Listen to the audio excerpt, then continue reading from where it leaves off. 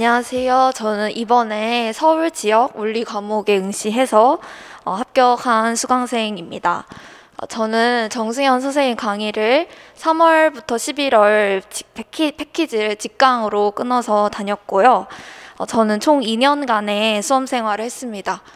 초수 때는 타 강사의 타 학원의 강의를 1년 동안 직강으로 들었고, 올해는 1년 정승현 선생님 강의 직강을 듣게 되었습니다.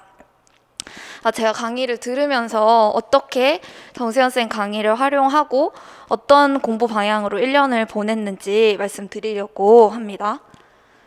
네, 저는 이제 처음에는 이제 연간 전체의 공부 방향을 말씀드리겠습니다. 저는 이제 1년 동안 전체 공부 방향은 본인한테 맞는 공부 스타일을 찾는 게 굉장히 중요하다고 생각을 했어요.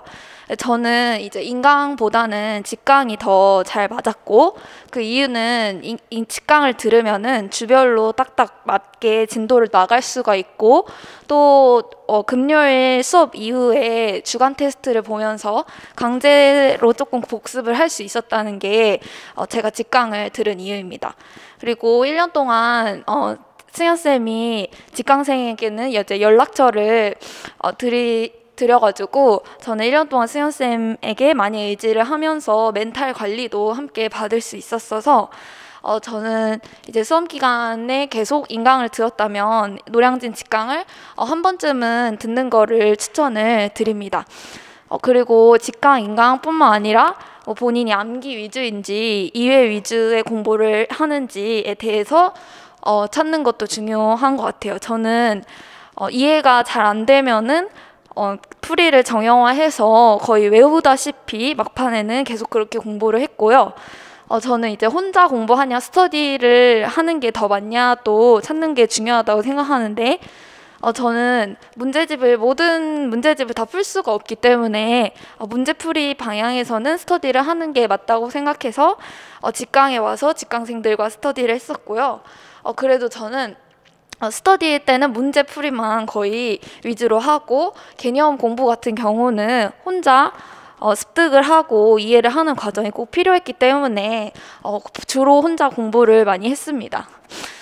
그래서 저는 이제 직강의 장점으로는 좀 강제로 복습을 계속 해야 한다는 장점이 있어서 진도를 밀리지 않고 1년 동안 쭉 따라갈 수 있었다는 점이 있었고요. 그리고 수강을 하면서 수강생을 항상 보잖아요. 그래서 늘 긴장하고 경쟁자들이 항상 같이 있기 때문에 늘 공부하는 분위기를 1년 동안 유지를 할 수 있었습니다. 자, 그리고 두 번째는 이제 제가 물리 전공이 이제 80점 중에 56점이 물리 문제를 차지하기 때문에 물리 공부를 가장 1년 동안 많이 했는데요. 승현쌤 강의가 이제 전공 강의다 보니까 제가 이제 승현쌤 강의에서 어떤 점을 잘 활용했는지 말씀드리려고 합니다. 승현쌤이 강의 도중에 좀 잔소리처럼 들릴 수 있어도 뭔가 실전 팁이나 공부 팁 같은 거를 이렇게 툭툭 던져주시는 말이 있어요. 예를 들면은 이제 물리 임용은 만점을 위한 시험이 아니다. 그리고 모의고사가 들어가면은 직접 저희 답안지를 채점을 하시기 때문에 아예 모르면은 이제 어려운 문항은 찍기라도 해서 내라라는 말을 계속해서 하셨어요. 1년 동안. 근데 이런 말을 하실 때 다른 생각을 하지 마시고 이 생각을 좀 유념해서 시험장에서 이 말을 떠올리는 게 굉장히 중요하다고 생각합니다. 저는 올해 시험에서 굉장히 저한테는 생소한 문제들이 많이 나왔었는데요. 이 문제가 올해 B형이었나? 그 문제였는데 제가 이 문제만 1시간 반을 줘도 풀 수 없겠다는 판단을 시험장에서 하고 이제 답안지를 비웠었는데 아예 텅 비워서 내기가 조금 그래서 승현쌤이 해주신 말을 떠올리면서 아예 모르면 정말 찍기라도 해라 해서 이제 주관식임에도 불구하고 아예 답을 찍어서 냈어요. 그런데 이제 그게 정답이더라고요. 그래서 1점을 가져간 경우가 있기 때문에 임용시험은 1.2점 차이로 굉장히 크게 갈리는 시험이니까 꼭 선생님이 말씀을 하시는 그 중간중간 팁을 머릿속에 계속 넣으시고 시험장에서 그걸 무조건 떠올려야 당황스러운 문제를 만났을 때 잘 풀어 나갈 수 있다고 생각합니다. 그리고 또 다른 이제 팁으로 선생님이 이제 킬러 문항이 항상 한 문제가 나올 거다. 절대로 다 풀 수가 없다. 그리고 길이가 굉장히 긴 문항이나 당황스러운 문항은 의외로 쉽게 풀린다는 말씀을 굉장히 자주 하셨었어요. 그래서 저는 이제 이번 시험에서 이 감세 진동에 관한 문항을 봤을 때 제가 1년 동안 단 한 번도 감세 진동 파트를 공부를 해본 적이 없어요. 그래서 저는 나오지 않을 것이라고 생각을 해서 아예 보지를 않았는데 이 문제가 나와버린 거죠. 그래서 어떻게 할까라는 고민을 하다가 이게 2점짜리도 아니고 4점이기 때문에 최대한 풀려고 접근을 했는데 이제 시험장에서 뭔가 길이가 긴 문항은 자료를 적극 활용해서 의외로 쉽게 풀릴 수 있다라는 승현쌤 말씀이 딱 떠오르더라고요. 그래서 설마 이게 맞겠어 하면서 이 자료에 그냥 위에 주어진 한글로 쓰여져 있는 거 그림 전부 무시하고 위에 있는 그 식을 밑에 자료에 그냥 대입을 해봤습니다. 그랬더니 답이 나오더라고요. 그래서 제가 이 문제에서 거의 3점을 가져갈 수 있었어요. 아예 1년 동안 공부를 안 한 파트임에도 불구하고 그 실전 팁만 딱 떠올려서 마지막에 계속 풀면서 잘 점수를 받을 수 있었습니다.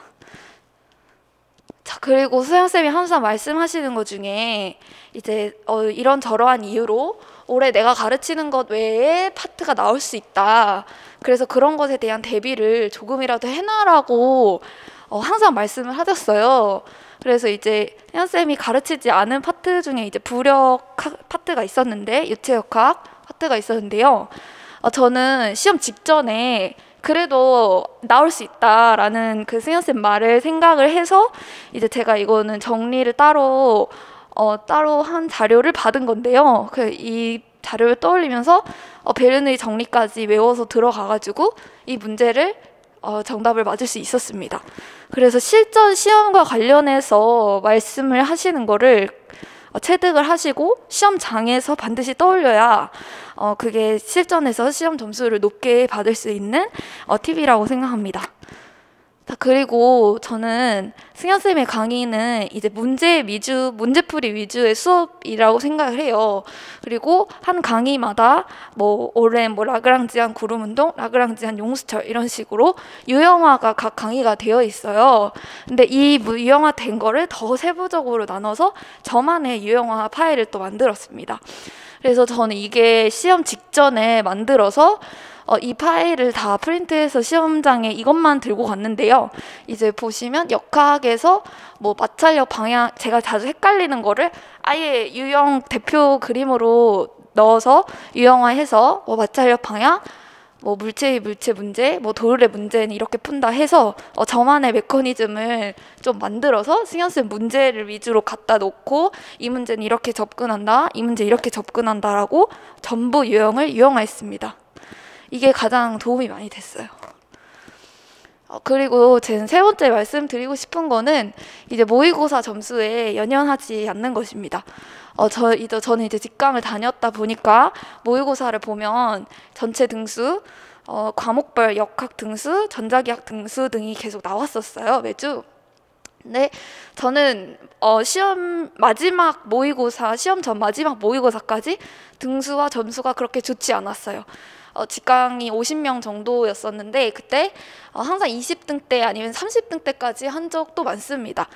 그래서 저는 굉장히 매주마다 조금 멘탈이 힘들었는데요. 그때마다 승현쌤한테 연락해서 이 파트 약하다, 어떡하냐라고 계속 도움을 요청을 했었고 이 모의고사 등수가 사실 높고 점수가 높을수록 합격의 확률을 높여주는 것은 맞지만 그것이 절대적인 합격을 보장하지 않는다라는 생각을 해요. 저는 시험장에서 굉장히 높은 점수를 받은 케이스인데요. 평소에는 정말 택도 없는 점수를 항상 받았었어요. 그래서 모의고사 점수를 받아도 승현쌤이 주시는 분석 자료를 본인의 취약점에 활용만 하시고 절대로 등수나 점수에 연연하지 않는 것이 좋다고 생각합니다. 자, 그리고 마지막으로는 제가 과교론에서 도움을 받은 파트가 있습니다. 수연쌤이 여름에 실험 특강을 진행을 하신 적이 있어요. 그렇게 길지 않은 강의이고, 저는 이 실험 특강은 따로 왔다 갔다 하는 시간 때문에 인강으로 수강을 했었습니다. 과교론 특강을 수강을 했는데요. 저는 개인적으로 도움이 되었다고 생각합니다. 사실 과교론 특강을 한 경험이 수연쌤이 처음이라서 정리가 뭐 안 됐다라는 느낌은 아니었어요. 왜냐면은 제 그 이후로는 그 과교론 공부를 하다 보면은 이제 기출을 전부 계속 해독을 돌리면서 풀게 되는데, 시중에 과교론 뭐 교재에 나와 있는 답이나 제가 생각하는 답이나 다른 선생님들이 생각하는 답과 답에서 조금 더 물리적인 해석을 추가해서 답을 알려주셨어요. 기출 풀이를 해주셨거든요. 그래서 저는 지금까지 제가 알고 있는 답보다 조금 더 정확하고 이게 더 점수에 더 정답에 가깝겠다라는 답이 많이 나왔어서 저는 개인적으로 저의 오답을 고치는 데 많이 도움이 되었고, 그리고 수연쌤이 그 맨 과교론 강의 자료 맨 앞에 이렇게 표로 지금까지 어떤 실험이 기출이 되었는지라고 나와 있는 표가 항상 있어요. 과교로는 이제 기출이 그 최근에 된 것이 다시 나올 확률은 조금 적기 때문에 저는 이 표를 보면서 올해는 뭐가 나오겠다, 이 파트를 집중해서 봐야겠다라는 생각을 하면서 저는 저 표도 굉장히 적극적으로 활용을 했습니다. 자, 이거는 이제 실험 지역에 관한 얘기인데요. 서울을 비롯해서 뭐 대구나 다른 지역에서 이제 2차가 실험을 보는 지역이 있어요. 근데 저는 이제 이 실험 2차 준비를 하면서도 이 자료가 도움이 되었습니다. 사실 저는 이 강의를 수강을 하고 한 번도 복습을 하지 않다가 1차 시험 직전에 한번 펼쳐보고 2차 시험 때도 딱 한 번 살펴봤어요. 어떤 면에서 도움이 됐냐면, 실험을 하다가 사실 교과서 실험 내용은 저희가 1차 시험 준비하는 내용과 많이 다르기 때문에 조금 이질적이라고 느껴질 수 있어요. 그래서 실험을 할 때 이게 왜 안 되는지, 이게 왜 어떤 원리로 이렇게 실험이 설계됐는지를 모를 수가 있는데, 그 답이 제가 여기 혹시 있을까 해서 실험 특강 자료를 펼쳤는데 여기에 답이 있는 경우가 많더라고요. 왜냐하면 여기에 물리적인 해석이 많이 들어가 있으니까요. 그래서 저는 이 실험 특강이 개인적으로 실험 지역을 응시한 사람으로서 2차 때 도움이 되었다는 말을 추가적으로 하고 싶습니다. 그리고 과교로는 이제 객관식 기출이 저는 가장 중요하다고 느꼈어요. 저는 올해 과학교론 문제에서 거의 당황을 하지 않았어요. 왜냐하면 객관식을 기출을 분석을 해서 제가 나올 거라고 예상을 했던 것이 거의 전부 나왔기 때문이에요. 왼쪽이 09년도 객관식 4번 문제고, 이 오른쪽에 있는 그림이 작년 이제 22년 전공 B형에 나왔던 문제입니다. 거의 그대로 자료가 나왔죠.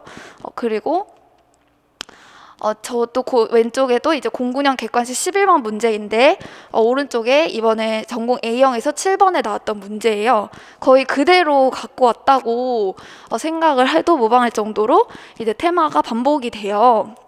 그리고 저는 왜 객관식 기출을 분석해야 된다고 생각을 했냐면, 왼쪽에 이제 2010년도 객관식 문제가 있고 오른쪽에 18년도 전공 B형 문제가 있어요.